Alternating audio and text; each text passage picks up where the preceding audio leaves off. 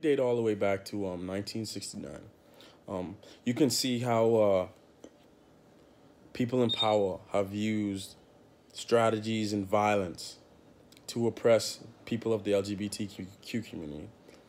If you want to go back to the Stonewall Uprising, policing during the wee hours would always seem to agitate um, people of the LGBTQ community, and because they didn't see them as human or anything, nothing less, and just people of just mental disorders and that were mentally ill. They caused sparked riots that led it to violence on the people of this community, and not only did the violence not stop, but it caused a lot of the people of the LGBTQ community to be hurt, losing lives, be injured, and stuff like that. And that caused people to want to stay in the shadows their their sexuality. Another way was when, from like personal relationships. Sometimes if people found out that a man was a trans woman, they would kill them because to them it's hurting their pride they uh that they actually like something that they didn't actually believe that they would be attracted to. And I remember Mr. Browning talking about this in class, like, why do you think it's their problem that you're attracted to something that you might actually be attracted to? They're just helping you to find out something about yourself. Why do you have to kill them? And all of these types of violences from those that are cisgendered has just helped them like cause people to not want to pursue their sexuality or even approach the proper gender approach a gender that's appropriate to them besides being cisgendered.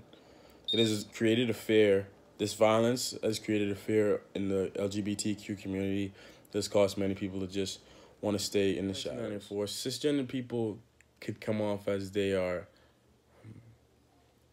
threatened by those that are different from them, whether it's gender or sexuality.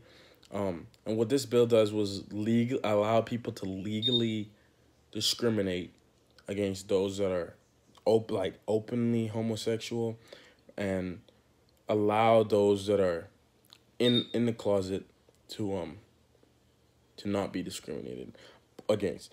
But what it does is it tells people of the LGBTQ community that you have no say about who you actually want to be. And if you tell us who you are or that you're different from us, we will cut you straight from work and you won't be able allowed to serve your country. And what this does for those in power is basically gives them a sense of superiority, and to them might allow them to not feel as if they need to deal with the troubles that that is a part of the LGBTQ community or identifies with.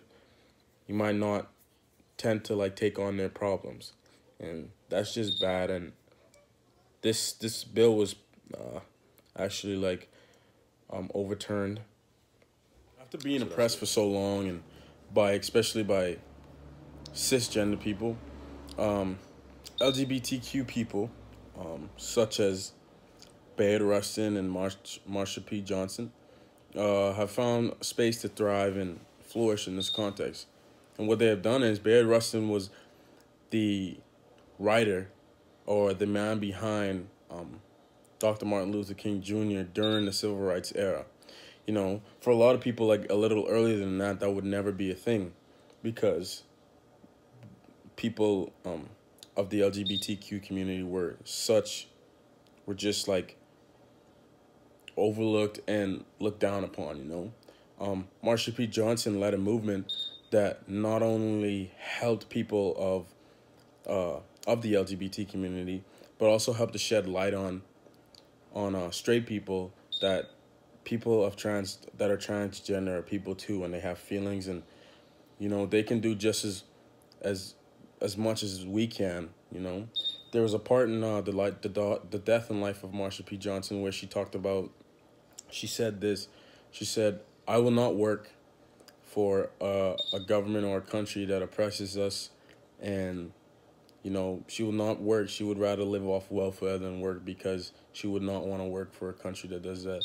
And I felt like with her like rebelling or being like, yeah, like a rebel, she was able to like spark movements and help laws to be changed in the end.